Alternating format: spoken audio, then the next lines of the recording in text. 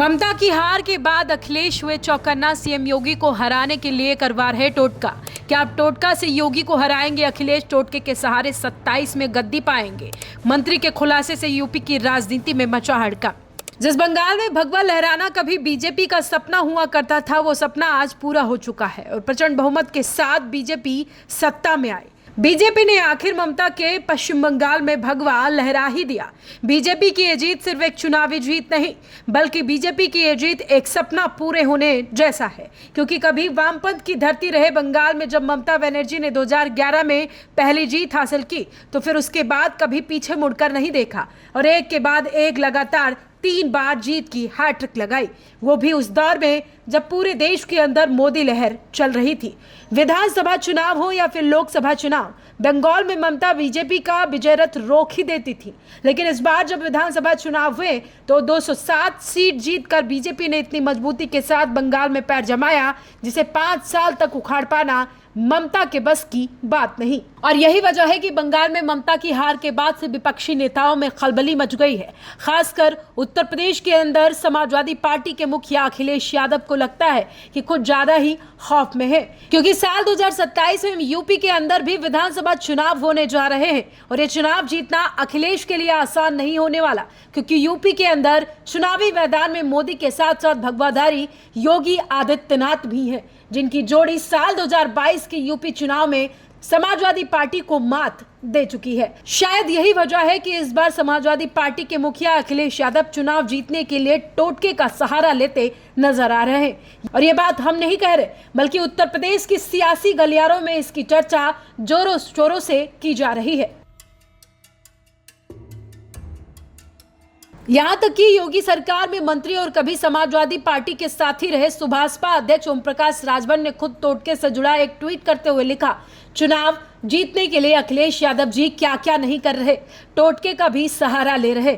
उन्होंने अपने बाल बढ़ा लिए हैं। अब अखिलेश जी ने ये किसी पंडित या ज्योतिषी के कहने पर किया या फिर किसी मौलाना ने उन्हें ऐसा करने को कहा, इसकी सत्यता खुद अखिलेश जी ही बता सकते हैं। माता प्रसाद पांडे या रामपुर के सांसद मोहिबुल्लाह नदवी भी बता सकते हैं। आजकल चाचा शिवपाल और आजम खान जी के अलावा इन दोनों लोगों के साथ निजी गुफ्तगू करते रहते हैं। योगी सरकार में मंत्री ओम प्रकाश राजभर यहीं पर नहीं रुके।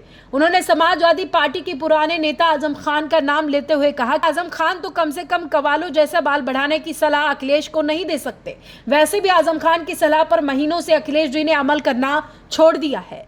अखिलेश जी कुछ भी कर ले, चुनाव टोटके से नहीं जीता जा सकता। आदरणीय मुलायम सिंह यादव जी और शिवपाल यादव जी टोटकों से नेता नहीं बने, बल्कि माटी में पसीना बहाकर नेता बने। लेकिन अखिलेश यादव जी टोटकों से नेता बनने की फिराक में हैं। सपाई मुखिया अखिलेश यादव जिस तरह से सिर के बाल बढ़ा रहे हैं, उसे देखकर मंत्री ओम प्रकाश राजभर ने सबसे पहले तो उनकी तुलना कव्वालों से कर दी और उसके बाद फिर से इसे सीएम बनने के लिए टोटके से जोड़ते हुए कह दिया कि इस टोटके से ना तो वो चुनाव जीत पाएंगे और ना ही नेता बन पाएंगे, क्योंकि नेता बनने के लिए मुलायम सिंह यादव और शिवपाल यादव की तरह माटी में पसीना बहाना पड़ता है। अखिलेश यादव को लेकर एक बात और कही जाती है कि वो अंधविश्वासी रहे हैं। कभी अखिलेश के साथ चुनाव लड़ चुके ओम प्रकाश राजभर ने यूं ही उन पर चुनाव जीतने के लिए बाल बढ़ाने का टोटका करने का आरोप नहीं लगाया। दरअसल अखिलेश यादव को एक अंधविश्वासी नेता भी माना जाता है, क्योंकि साल 2012 से 17 तक जब यूपी के मुख्यमंत्री थे और इन 5 सालों में उन्होंने कभी भी सीएम रहते नोएडा में कदम नहीं रखा, क्योंकि नोएडा के बारे में यह अफवाह थी कि जो भी सीएम नोएडा जाता है उसकी कुर्सी चली जाती है। लेकिन इसके बावजूद साल 2017 में जब चुनाव आए तो अखिलेश यादव का नोएडा वाला टोटका काम नहीं आया। वो बुरी तरह चुनाव हार कर सत्ता से बाहर हो गए और बीजेपी की प्रचंड जीत के साथ यूपी में योगी राज की शुरुआत हुई, जो आज तक जारी है। और सबसे बड़ी बात तो ये है कि योगी ने कुर्सी के लिए नोएडा का अभिशाप भी नहीं माना। वो सीएम रहते हुए एक बार नहीं बल्कि कई बार नोएडा गए और नोएडा जाने के बाद साल 2022 में जीत कर दोबारा सत्ता में लौटे, क्योंकि योगी आदित्यनाथ अंधविश्वासी नहीं है। मैं आस्था में विश्वास करता हूं, सबकी आस्था का भी सम्मान करता हूं, लेकिन अंधविश्वास को कतई नहीं मानता, एकदम नहीं मानता। मुझे बोला गया था कि नोएडा नहीं जाना। मैंने कहा क्यों? कहा वहाँ सीएम नहीं जाते। तो मैंने कहा क्या नोएडा यूपी से बाहर है? कहा नहीं साहब, ये मान्यता है कि सीएम उतर जाएंगे कुर्सी से। तो हमने कहा भी कुर्सी से तो एक दिन कुर्सी को जाना ही है, तो कुर्सी के मुंह में हम क्यों पड़े? मैं जाऊँगा वहाँ जरूर। मैं गया था वहाँ पे, जब मैं गया तो मैंने देखा क्यों ये लोग बोलते थे, तो पता लगता था, पता लगा वहां 4 लाख मामले बिल्डर और बायर्स के।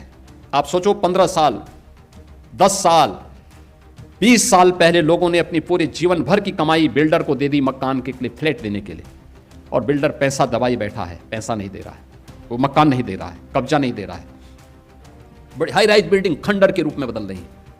मैंने बैठक की अथॉरिटी की, Noida authority, greater Noida authority थे, तो ग्रेटर नोएडा अथॉरिटी मेरे पास आया, उसके सीईओ आए, कहा साहब हम पे 6000 करोड़ का कर्जा है। दूसरी अथॉरिटी से मैंने कहा, उसने कहा साहब हम पे 3000 करोड़ का कर्जा है। तो मैंने कहा यार मैं कहां फंस गया हूं, वो तो सब भिखमंगे हैं।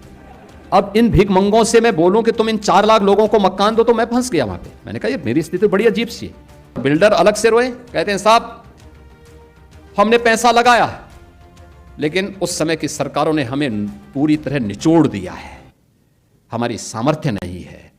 मैंने कहा सामर्थ्य हो ना हो, इन गरीबों को मकान तो देना ही पड़ेगा आपको, इन 4 लाख लोगों को मकान देना पड़ेगा। आप दीजिए, मैं पॉलिसी बनाने की तैयारी कर रहा हूं।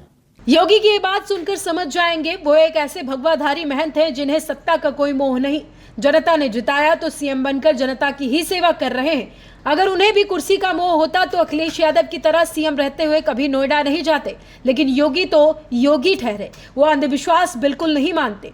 तो अब अखिलेश यादव चाहे सिर के बाल बढ़ाकर टोटका करें या फिर कोई और टोटका करें, फिलहाल 27 का यूपी चुनाव अखिलेश यादव के लिए जीतना आसान नहीं होगा, क्योंकि साल 2017 में जब 5 साल सरकार चलाने के बावजूद उन्हें कांग्रेस का साथ लेना पड़ा और फिर भी चुनाव हार गए, तो आप भला अकेले दम पर मोदी और योगी जैसे चेहरे वाली बीजेपी को क्या चुनाव हराएंगे? अपनी राय को कमेंट बॉक्स में जरूर बताएं। साथ ही नोएडा अंधविश्वास के मामले पर अखिलेश पर निशाना साध रहे सीएम योगी ने क्या कुछ कहा, दोबारा से आप सुन लीजिए। मैं आस्था में विश्वास करता हूं, सबकी आस्था का भी सम्मान करता हूं, लेकिन अंधविश्वास को कतई नहीं मानता, एकदम नहीं मानता। मुझे बोला गया था कि नोएडा नहीं जाना, मैंने कहा क्यों? कहा वहां सीएम नहीं जाते। तो मैंने कहा क्या नोएडा यूपी से बाहर है? कहा नहीं साहब ये मान्यता है कि सीएम उतर जाएंगे कुर्सी से। तो हमने कहा भी कुर्सी से एक दिन कुर्सी को जाना ही है, तो कुर्सी के मोह में हम क्यों पड़े? मैं जाऊंगा वहां जरूर। मैं गया था वहां पे, जब मैं गया तो मैंने देखा क्यों ये लोग बोलते थे, तो पता लगता था, पता लगा वहां 4 लाख मामले बिल्डर और बायर्स के। आप सोचो 15 साल, 10 साल, 20 साल पहले लोगों ने अपनी पूरे जीवन भर की कमाई बिल्डर को दे दी मकान के लिए, फ्लैट देने के लिए, और बिल्डर पैसा दबाई बैठा है, पैसा नहीं दे रहा है, वो मकान नहीं दे रहा है, कब्जा नहीं दे रहा है, बड़ी हाई राइज बिल्डिंग खंडर के रूप में बदल रही है। मैंने बैठक की अथॉरिटी की, Noida authority, greater Noida authority थे, तो ग्रेटर नोएडा अथॉरिटी मेरे पास आया, उसके सीईओ आए, कहा साहब हम पे 6000 करोड़ का कर्जा है। दूसरी अथॉरिटी से मैंने कहा, उसने कहा साहब हम पे 3000 करोड़ का कर्जा है। तो मैंने कहा यार मैं कहां फंस गया हूं, वो तो सब भिखमंगे हैं। अब इन भिखमंगों से मैं बोलूं कि तुम इन 4 लाख लोगों को मकान दो, तो मैं फंस गया वहां पे। मैंने कहा ये मेरी स्थिति बड़ी अजीब सी है। बिल्डर अलग से रोए, कहते हैं साहब हमने पैसा लगाया, लेकिन उस समय की सरकारों ने हमें पूरी तरह निचोड़ दिया है, हमारी सामर्थ्य नहीं है। मैंने कहा सामर्थ्य हो ना हो, इन गरीबों को मकान तो देना ही पड़ेगा आपको, इन 4 लाख लोगों को मकान देना पड़ेगा। आप दीजिए, मैं पॉलिसी बनाने की तैयारी कर रहा हूं।